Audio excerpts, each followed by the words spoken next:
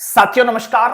मैं सुमेर चौधरी एक बार पुनः आप सभी का स्वागत करता हूं आप ही के अपने इस लाइब्रेरियन गुरुजी प्लेटफॉर्म पर। साथियों, एक नया फ्रेश बैच हमने कल पिछली क्लास के माध्यम से स्टार्ट कर लिया था। ये जो नया बैच है आपको मालूम है कि एमसीक्यू बैच रहने वाला है। मतलब पूरे सिलेबस को एमसीक्यूज के माध्यम से हम तैयार करने वाले हैं, जिसकी शुरुआत पिछली क्लास के माध्यम से हम कर ही चुके हैं। शुरुआत में हमने टॉपिक लिया है आपकी पहली यूनिट, और पहली यूनिट का पहला ही टॉपिक यूनिवर्स ऑफ नॉलेज ज्ञान जगत से हमने प्रारंभ किया था। ज्ञान जगत के ऊपर आपकी एक क्लास हो चुकी है। आज की यह क्लास भी ज्ञान जगत को लेकर ही है, यूनिवर्स ऑफ नॉलेज को लेकर ही है। जैसे जैसे टॉपिक कंप्लीट होते जाएंगे हम आगे बढ़ते हुए चलेंगे। टॉपिक कंप्लीट करने के बाद ही नया टॉपिक शुरू करेंगे। तो आज भी यूनिवर्स ऑफ नॉलेज को लेकर ही काफी सारे क्वेश्चन हम करने वाले हैं, जो आपकी परीक्षा की दृष्टि से बहुत महत्वपूर्ण साबित होंगे। तो चलिएगा साथियों, करते हैं प्रारंभ आज की इस महत्वपूर्ण क्लास का। समय आपको पर्याप्त मिलेगा, आराम से सोच समझ कर जवाब दीजिएगा, क्योंकि कॉन्सेप्ट मैं आपको बहुत अच्छे से आपको करवा चुका हूं। लाइब्रेरियन गुरुजी प्लेटफॉर्म के ऊपर ये सारे कॉन्सेप्ट हम पढ़ चुके हैं। बस अब अपना कार्य है कि कॉन्सेप्ट को पढ़ने के बाद हम ये क्वेश्चन लगाएं और ज्यादा से ज्यादा इनके सही जवाब हम दे पाए। देखिएगा, पहला क्वेश्चन आपके सामने है कि विषय के आधार पर ज्ञान का प्रकार नहीं है। विषय के आधार पर ज्ञान का प्रकार कौन सा नहीं है? विषय के आधार पर ज्ञान के 3 प्रकार मैंने आपको वहां बताए थे, और यहां ऑप्शन है 4। इसका मतलब एक ऐसा है जो विषय के आधार पर ज्ञान का प्रकार नहीं है। देखिएगा, 4 ऑप्शन आपके सामने हैं। पहला ऑप्शन है तर्कसंगत ज्ञान, दूसरा ऑप्शन है सहज ज्ञान, तीसरा ऑप्शन है वैज्ञानिक ज्ञान मतलब साइंटिफिक नॉलेज, और चौथा ऑप्शन है सार्वजनिक ज्ञान। इन चारों में से एक विषय के आधार पे ज्ञान नहीं है, ज्ञान का प्रकार नहीं है। आसानी से आप पहचान सकते हैं। तो साथियों, तर्क संगत ज्ञान भी विषय के आधार पे ज्ञान का प्रकार है, सहज ज्ञान भी इसी का प्रकार है, और साइंटिफिक नॉलेज वैज्ञानिक ज्ञान भी इसी का प्रकार है। लेकिन सार्वजनिक ज्ञान हम पिछली क्लास के माध्यम से पढ़ चुके हैं, ये आपके विषय के आधार पे ज्ञान का प्रकार नहीं है। तो सही जवाब यहां पर जाएगा डी। अब जो विषय के 3 प्रकार हैं, इन तीनों प्रकारों को 3 क्वेश्चंस के माध्यम से हम समझते हैं। एक एक प्रकार लेंगे और वो एक प्रकार एक क्वेश्चन में आपको बहुत अच्छे से समझ में आ जाएगा। देखिएगा, क्वेश्चन कह रहा है कि विषय के आधार पर ज्ञान का कौन सा प्रकार निश्चित तर्क अथवा बुद्धि विवेक पर आधारित है। विषय के आधार पर ज्ञान के 3 प्रकार हमने देखे हैं, और उन तीनों प्रकार से हम क्वेश्चन बना रहे हैं। क्वेश्चन कह रहा है कि विषय के आधार पर ज्ञान का कौन सा प्रकार निश्चित तर्क अथवा बुद्धि विवेक पर आधारित है। निश्चित तर्क अथवा बुद्धि विवेक पर आसानी से पकड़ में आ जाता है, यहीं से पकड़ में आ जाएगा। निश्चित तर्क और बुद्धि विवेक पर आधारित ज्ञान का कौन सा प्रकार है? आप कहेंगे सर तर्क संगत ज्ञान है। अगर आप क्वेश्चन को भी थोड़ा सा समझ के पढ़ लेंगे ना, तो आराम से जवाब निकल जाएगा ये यूनिवर्स ऑफ नॉलेज वाले क्वेश्चंस का। तो ए यहां पर सही जवाब जाएगा। देखिएगा, अगला क्वेश्चन क्या कहता है। क्वेश्चन नंबर 3 है, विषय के आधार पर ज्ञान का कौन सा प्रकार सोच अथवा विचार प्रक्रिया का परिणाम है। सोच विचार की प्रक्रिया के बाद विषय का कौन सा प्रकार निकल के आया है? बताइए भाई, विषय के आधार पर ज्ञान का कौन सा प्रकार सोच अथवा विचार प्रक्रिया का परिणाम है?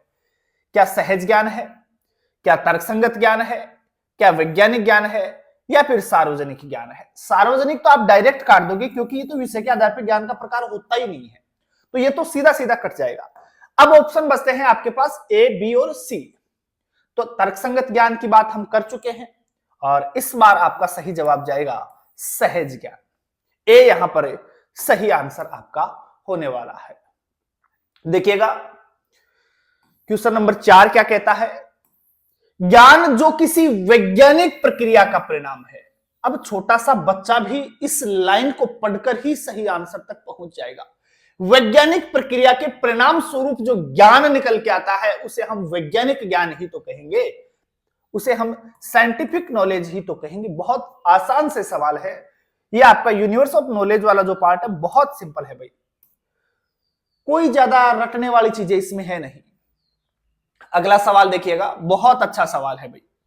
कोडिफिकेशन के आधार पर अर्थात संहिताकरण के आधार पर ज्ञान का प्रकार नहीं है। कोडिफिकेशन के आधार पर भी ज्ञान 3 प्रकार का होता है, मैं आपको कॉन्सेप्ट में बहुत अच्छे से करवा चुका हूं। अब 3 प्रकार का होता है लेकिन यहां ऑप्शन 4 है, इसका मतलब एक तो गलत है। कोडिफिकेशन के आधार पर अर्थात संहिताकरण के आधार पर ज्ञान का प्रकार नहीं है। देखो, संहिताकरण के आधार पर गर्भित ज्ञान भी होता है जिसे आप टैसिट नॉलेज कहते हैं। संहिताकरण के आधार पर स्पष्ट ज्ञान भी होता है अर्थात एक्सप्लिसिट नॉलेज भी जिसे हम कहते हैं। संहिताकरण के आधार पर अंतर्निहित ज्ञान भी होता है जिसे आप इंप्लिसिट नॉलेज कहते हैं। जबकि संहिताकरण के आधार पर आपका वैज्ञानिक ज्ञान नहीं होता है, क्योंकि ये तो विषय के आधार पर ज्ञान का प्रकार था। तो डी यहां पर सही जवाब जाने वाला है। राइट आंसर क्या होगा भाई? डी होगा। अब जो 3 प्रकार थे उनसे कैसे क्वेश्चन बन सकते हैं, उनके कॉन्सेप्ट को लेकर कैसे सवाल पूछे जा सकते हैं, उनकी भी चर्चा हम यहां कर लेते हैं। देखिएगा क्वेश्चन नंबर 6 क्या कहता है। संहिताकरण अर्थात कोडिफिकेशन के आधार पर ज्ञान का वह प्रकार जिसे दूसरे व्यक्तियों के साथ न तो संचारित किया जा सकता और न ही बांटा जा सकता है। कोडिफिकेशन के आधार पे ज्ञान के 3 प्रकार आपने देखे हैं, 4 ऑप्शन है, इसका मतलब एक ऑप्शन तो वैसे ही गलत हो गया। वैज्ञानिक ज्ञान आपको मालूम है विषय के आधार पे ज्ञान का प्रकार था, तो इन 3 में से एक सही जवाब हो। अब बहुत सरल क्वेश्चन है, साफ साफ कह रहा है कि ज्ञान का वह प्रकार जिसे दूसरे व्यक्तियों के साथ न तो संचारित किया जा सकता और न ही बांटा जा सकता। बहुत बार आपके साथ ये स्थिति होती है। कैसे होती है? कई बार आप कहते हैं ना, बोले मुझे मालूम तो है मैंने ये कैसे किया, लेकिन मैं उसे एक्सप्लेन नहीं कर पा रहा हूं। कई बार होता है, बोले गुरुजी मैंने आओ तो है पर मैं बता कौन पा रहा हूं, मुझे ये समझ नहीं आ रहा मैं कहां से शुरू करूं, कैसे समझाऊं। बहुत बार ये स्थिति होती है, आता तो है लेकिन आप एक्सप्लेन नहीं कर पाते हैं। तो वो परिस्थिति कौन से ज्ञान की है ये आपसे पूछ रहा है। तो ऐसी परिस्थिति जो है गर्भित ज्ञान की होती है, आपके टैसिट नॉलेज की होती है। हाँ, जब आपको आता भी हो, आपको मालूम भी हो उसका, और आप उसे एक्सप्लेन भी कर पाते हो, तो फिर वो स्थिति जो होगी वो होगी स्पष्ट ज्ञान की। पढ़ा चुका हूं मैं क्लास के दौरान, बहुत डिटेल से ये सब करवा चुका हूं। चलिएगा, खैर ए यहां पर सही जवाब होगा। अगला सवाल देखते हैं क्या कहता है। क्वेश्चन नंबर 7, किस प्रकार का ज्ञान औपचारिक रूप से संहिताबद्ध किया जा सकता है? जैसा कि मैं कर पा रहा हूं, संहिताबद्ध भी किया है और उसे आसानी से दूसरे को अभिव्यक्त भी किया जा सकता है। संहिताबद्ध नॉलेज को मैं करता हूं और अभिव्यक्त भी आपके सामने कर ही रहा हूं ना, तो ये कौन सा नॉलेज हो गया? आप कहेंगे सर ये वाला जो है स्पष्ट ज्ञान है, एक्सप्लिसिट नॉलेज है। आप उसे संहिताबद्ध भी कर सकते हैं और दूसरे को अभिव्यक्त भी कर सकते हैं, तो वो स्थिति आपकी कौन सी है? स्पष्ट ज्ञान वाली है। बी यहां पर राइट आंसर होगा। अगला सवाल देखिएगा, क्वेश्चन नंबर 8 क्या कहता है। संहिताकरण के आधार पर ज्ञान का वह प्रकार, संहिताकरण के आधार पर ज्ञान का वह प्रकार जिसे व्यक्त तो किया जा सकता है, ये जो नहीं है ये तो है वही, है ना। संहिताकरण के आधार पर ज्ञान का वह प्रकार जिसे व्यक्त तो किया जा सकता है परंतु व्यवहारिक तौर पर अभिव्यक्त किया हुआ नहीं होता है। व्यक्त किया जा सकता है लेकिन किया हुआ होता नहीं है व्यवहारिक तौर पर, तो वो कौन सी स्थिति है ज्ञान की? तब आप कहेंगे सर ये होता है अंतर्निहित ज्ञान। अभिव्यक्त किया जा सकता है, उसे व्यक्त किया जा सकता है परंतु किया हुआ नहीं होता है ना, तो ये फिर कौन सी स्थिति होगी? अंतर्निहित ज्ञान, इंप्लिसिट नॉलेज। इन सब चीजों का आप थोड़ा सा ध्यान रखेंगे, बहुत महत्वपूर्ण चीजें हैं ये। अब हम बात करते हैं ज्ञान रूपांतरण की। ज्ञान रूपांतरण के भी मैंने आपको 4 प्रकार बताए थे। 4 प्रकार अगर याद हैं तो क्वेश्चन का जवाब आप बहुत आसानी के साथ दे पाएंगे। देखिएगा भाई, पहला सवाल क्या कहता है आपका ज्ञान रूपांतरण को लेकर के। ज्ञान रूपांतरण का प्रकार नहीं है। चारों प्रकार अगर याद है तो आराम से जवाब आप दे पाएंगे। पहला सामाजिकरण, क्या ज्ञान रूपांतरण का प्रकार मैंने बताया है। सामाजिकरण के माध्यम से भी तो ज्ञान का रूपांतरण होता है। तो सामाजिकरण एक होता है बाह्यकरण, ये है भाई बाह्यकरण, एक्सटर्नलाइजेशन। तीसरा है संयोजन, कॉम्बिनेशन। 3 प्रकार तो हो गए हैं। गर्भित क्या प्रकार है इसका, आप कहेंगे ना जी ना, अभी पढ़ा है गर्भित वगैरह तो हमने अभी देखे हैं, कोडिफिकेशन के आधार पर देखे हैं। तो ये तो ज्ञान का प्रकार है, रूपांतरण का प्रकार तो नहीं है। तो सही जवाब यहां पर क्या जाएगा, गर्भित। बाकी ये सब ज्ञान रूपांतरण के प्रकार है, ए, बी और सी। राइट आंसर यहां जाएगा डी। चलिएगा अब बात करते हैं आगे वाले क्वेश्चन की, क्वेश्चन नंबर 10 की। ज्ञान रूपांतरण का प्रकार नहीं है, ये प्रकार है भाई, ज्ञान रूपांतरण का प्रकार नहीं है। तो 4 प्रकार थे, चारों में से एक नहीं है। आपको पता है अंतःक्रियाकरण, इंटरनलाइजेशन ज्ञान रूपांतरण का प्रकार है। संयोजन, कॉम्बिनेशन भी ज्ञान रूपांतरण का प्रकार है। और बाह्यकरण जो होता है, एक्सटर्नलाइजेशन जो होता है, वो भी ज्ञान रूपांतरण का प्रकार है। लेकिन स्पष्ट ये ज्ञान का प्रकार है। तो यहां पर भी राइट आंसर क्या जाएगा आपका, डी जाने वाला है। अब चारों प्रकारों से सवाल कैसे बन सकता है, इनके कॉन्सेप्ट को लेकर सवाल कैसे आपको दे सकता है, उनकी बातचीत कर लेते हैं। क्वेश्चन नंबर 11 से ये देखते हैं क्या कहता है। अनुभवों को आदान प्रदान की प्रक्रिया, देखो बहुत अच्छा क्वेश्चन है। अनुभवों को आदान प्रदान करने की प्रक्रिया जिसमें गर्भित ज्ञान की सूचना होती है। ध्यान रखना, बहुत बार सवाल दे देता है, बताइए कि वह कौन सा प्रकार है जिसमें गर्भित से गर्भित, जो गर्भित से गर्भित रहेगा, गर्भित से फिर स्पष्ट की ओर जाने वाला कौन सा है, स्पष्ट से स्पष्ट की ओर जाने वाला कौन सा है, फिर लास्ट में स्पष्ट से वापस गर्भित में सन्निहित तो होने वाला कौन सा है। तो ऐसे सवाल बना करके देता है। तो यहां से समझ लेना इन चीजों को। अनुभवों को आदान प्रदान करने की प्रक्रिया जिसमें गर्भित ज्ञान की सूचना होती है। बाहर नहीं आया अभी, गर्भित है वो, गर्भित ज्ञान की सूचना होती है। आप उसे एक्सप्लेन नहीं कर पा रहे हैं अभी तक। तो गर्भित ज्ञान की सूचना होती है, अनुभवों को आदान प्रदान करने की प्रक्रिया जिसमें गर्भित ज्ञान की सूचना होती है। तो वह सामाजिकरण होगा, क्या बाह्यकरण होगा, क्या संयोजन होगा, या अंतःक्रियाकरण होगा। चारों प्रकार मैंने आपको दे दिए हैं 4 ऑप्शन में। तो अनुभवों को आदान प्रदान करने की प्रक्रिया ही तो सामाजिकरण है यार। और सामाजिकरण के अंदर कौन सा ज्ञान उत्पन्न होता है, गर्भित ज्ञान उत्पन्न होता है। तो सही जवाब यहां पर क्या जाएगा, सामाजिकरण जाएगा। ध्यान रखना भाई। अगला सवाल देखिएगा, क्वेश्चन नंबर 12 क्या कह रहा है। गर्भित ज्ञान अर्थात टैसिट नॉलेज को स्पष्ट विचारों के रूप में बोलने की प्रक्रिया है।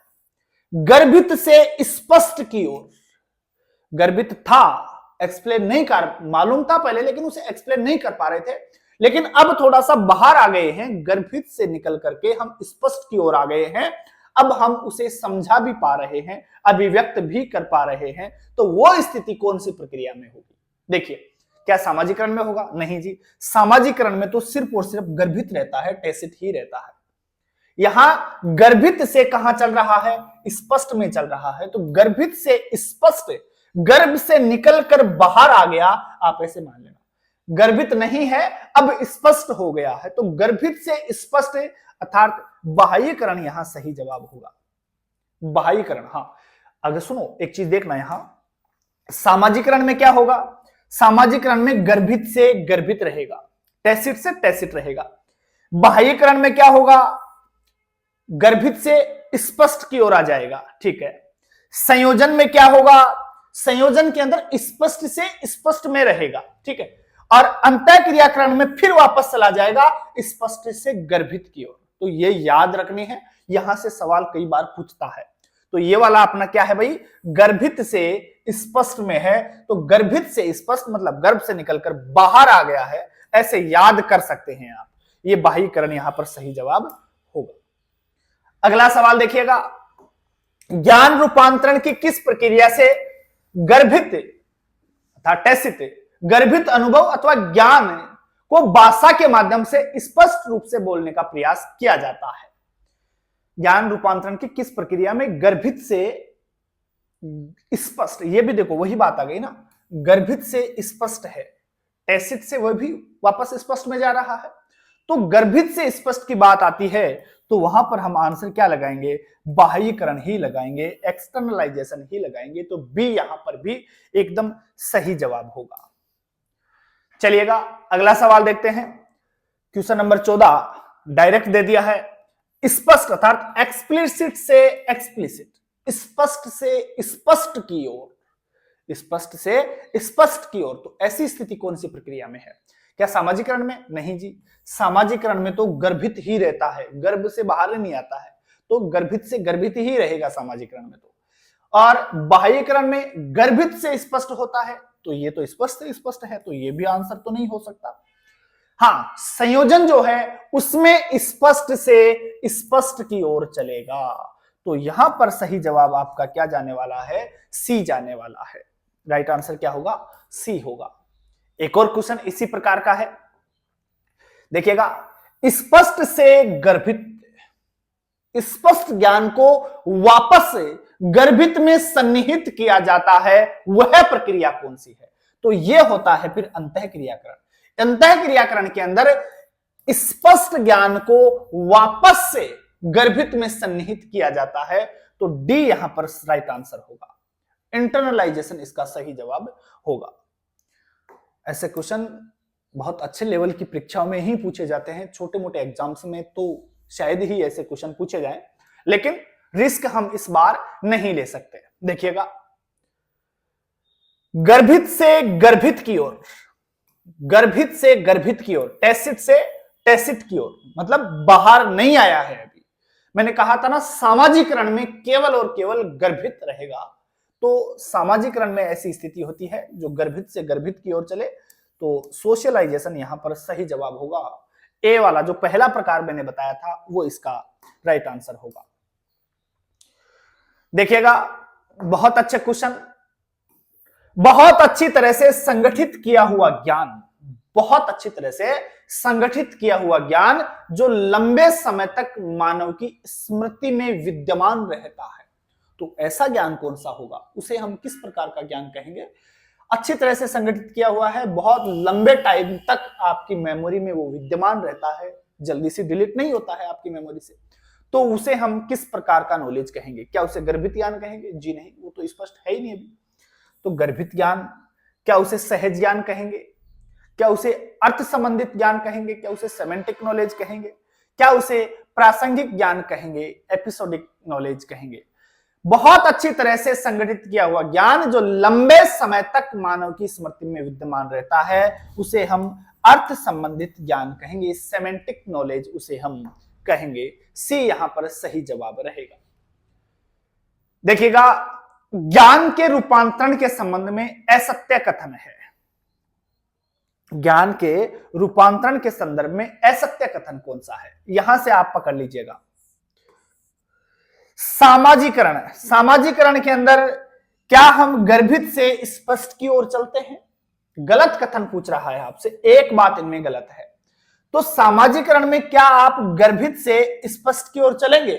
जी नहीं, सामाजिकरण में तो गर्भित से गर्भित की ओर ही चलते हैं, स्पष्ट में जाते ही नहीं है। तो बिल्कुल आंसर आपका क्या हो जाएगा? ए हो जाएगा। सही आंसर ये हो जाएगा क्योंकि गलत पूछा है। दूसरा ऑप्शन बाह्यीकरण, बाह्यीकरण में हम गर्भित से स्पष्ट में चलते हैं, तो ये बात तो एकदम सही है, जबकि गलत पूछ रहा था। संयोजन में क्या होगा? कॉम्बिनेशन में क्या होगा?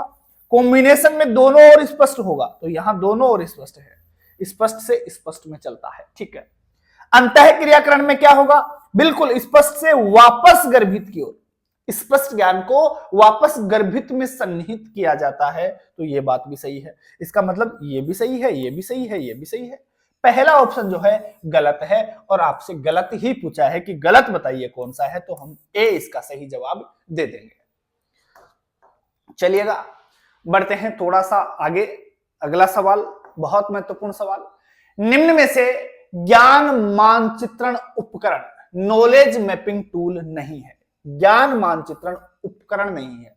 ज्ञान के मानचित्रण के लिए मैंने बहुत से उपकरण आपको लिखवाए थे, उन उपकरणों में से कौन सा नहीं है? क्या एक्स माइंड ज्ञान मानचित्रण का उपकरण है? आप कहेंगे हाँ सर आपने लिखवा रखा है, एक्स माइंड हमें लिखवाया है। क्या गूगल भी है? आप कहेंगे हाँ जी बिल्कुल ज्ञान मानचित्रण का उपकरण है आपका गूगल भी। क्या ग्राफ डेटाबेस है? आप कहेंगे जी हां, ग्राफ डेटाबेस भी ज्ञान मानचित्रण का ही उपकरण है, लेकिन सफारी नहीं है। सफारी ज्ञान मानचित्रण का उपकरण नहीं है, ये एक वेब ब्राउजर है, वेब ब्राउजर है सफारी। तो डी यहां पर भी सही जवाब जाएगा। राइट आंसर क्या होगा भाई? डी होगा। अगला क्वेश्चन देखिएगा क्या कहता है, बहुत सरल और बहुत महत्वपूर्ण, most important question. Post industrial society के जनक कौन है? पोस्ट इंडस्ट्रियल सोसाइटी के जनक, बहुत बार यह क्वेश्चन परीक्षाओं के माध्यम से पूछ लिया गया है। क्या ड्वेनपोर्ट है, क्या एल्विन टफलर है, क्या मेलविल डेवी है, या फिर डेनियल बेल है? तो ध्यान रखना, पोस्ट इंडस्ट्रियल सोसाइटी के जनक की बात करें तो इसका जनक जो है वो बेल है, ध्यान रखना। तो बेल से डेनियल बेल है। पोस्ट इंडस्ट्रियल सोसाइटी के जनक कौन है भाई? डेनियल बेल है। अगला सवाल, ड्वेनपोर्ट का संबंध किससे है? ड्वेनपोर्ट की परिभाषा भी मैंने आपको याद करवाई थी, याद करिएगा, बहुत महत्वपूर्ण है वो भी। ड्वेनपोर्ट का संबंध किससे है? तो ड्वेनपोर्ट का संबंध क्या कैटालॉगिंग से है, क्या क्लासिफिकेशन से है, या फिर ये कोई अर्थशास्त्री थे, या फिर नॉलेज मैनेजमेंट से है? आप कहेंगे सर ड्वेनपोर्ट का संबंध ज्ञान के प्रबंधन से है, नॉलेज मैनेजमेंट से है। तो राइट आंसर यहां पर भी डी जाएगा। बहुत सरल क्वेश्चन है, इनमें कोई ज्यादा कॉन्सेप्ट वाली बात नहीं है, सीधे सीधे फैक्ट हैं और डायरेक्ट पूछे जाते हैं। ब्रेन चैम्बर की अवधारणा, मानव मस्तिष्क की अवधारणा किसके द्वारा दी गई थी? बताइए भाई। ब्रेन चैम्बर की अवधारणा किससे संबंधित है और किसके द्वारा दी गई थी? दोनों ही क्वेश्चन आ जाते हैं यहां से। तो ब्रेन चैम्बर की जो ये अवधारणा है वो एस.आर. रंगानाथन साहब ने दी थी, सियाली रामामृत रंगानाथन ने दी थी। और किससे संबंधित है? तो ये यूनिवर्स ऑफ नॉलेज से संबंधित है, ज्ञान से संबंधित है। ब्रेन चैम्बर, मानव मस्तिष्क, रंगानाथन साहब ने कहा कि मानव का मस्तिष्क है वो बहुत सी छोटी छोटी इकाइयों से मिलकर बना होता है। उसी प्रकार से जो ज्ञान है वो भी बहुत सारे छोटे छोटे विषयों से मिलकर बना होता है। बहुत सी छोटी छोटी इकाइयों से मिलकर भी आपका ज्ञान बनता है, ठीक उसी प्रकार से आपका मस्तिष्क भी बनता है। तो ब्रेन चैम्बर की अवधारणा किससे संबंधित है? ज्ञान से संबंधित है, यूनिवर्स ऑफ नॉलेज से संबंधित है, ज्ञान जगत से संबंधित है। तो ए यहां पर सही जवाब जाएगा और यह अवधारणा एस.आर. रंगानाथन साहब के द्वारा प्रदान करी गई थी। चलिएगा खैर, क्वेश्चन नंबर 23 क्या कहता है? ब्रेन चैम्बर की अवधारणा किसके द्वारा प्रदान करी गई थी? तो मैं अभी बता चुका हूं, अभी आपको आंसर बता दिया है। आप कहेंगे सर बिल्कुल सी इसका राइट आंसर होगा। एस.आर. रंगानाथन साहब ब्रेन चैम्बर की अवधारणा देने वाले व्यक्ति थे। अगला महत्वपूर्ण सवाल, बहुत इंपॉर्टेंट है भाई, 24 नंबर क्वेश्चन। रंगानाथन ने जिस पुस्तक में ज्ञान उत्पत्ति से संबंधित सिद्धांत का वर्णन किया, ऐसी पुस्तक कौन सी है जिसमें रंगानाथन साहब ने ज्ञान की उत्पत्ति से संबंधित सिद्धांत का वर्णन किया हो? 4 पुस्तकें आपके सामने है भाई, और चारों ही पुस्तक एस.आर. रंगानाथन साहब की हैं, मालूम होगा आपको। देखो, theory of library catalogue SR. Ranganathan की पुस्तक है, और कब आई थी? 1938 में आई थी, लिखवा चुका हूं आपको बहुत बार। लाइब्रेरी एडमिनिस्ट्रेशन, इसके लेखक भी एस.आर. रंगानाथन थे, और एडमिनिस्ट्रेशन वाली पुस्तक आपकी आई थी 1935 में। ये वर्ष भी याद रख लेना, इनके बहुत महत्वपूर्ण है, चारों पुस्तकें बहुत महत्वपूर्ण है। प्रोलेगुमिना टू लाइब्रेरी क्लासिफिकेशन आपको याद करवाया था 1937, 1957 और 1967, 37, 57 और 67 में, ठीक है। 5 लॉज ऑफ लाइब्रेरी साइंस आपको पता ही है, बहुत महत्वपूर्ण बुक है, 1931 में। तो ये चारों पुस्तकें रंगानाथन साहब की हैं, लेकिन ज्ञान उत्पत्ति से संबंधित वर्णन किस पुस्तक में किया है? आप कहेंगे सर प्रोलेगुमिना टू लाइब्रेरी क्लासिफिकेशन में किया है। तो सी यहां पर भी एकदम सही जवाब जाने वाला है। चलिएगा बढ़ते हैं थोड़ा सा और भी आगे। देखिएगा क्या कहता है सवाल।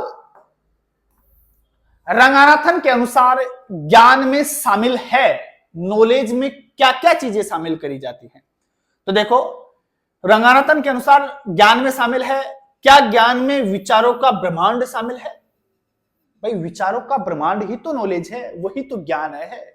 तो बिल्कुल ये बात तो सही है और सही ही पूछा है इसने। तो रंगानाथन के अनुसार ज्ञान में शामिल है, विचारों का ब्रह्मांड बिल्कुल शामिल है नॉलेज के अंदर।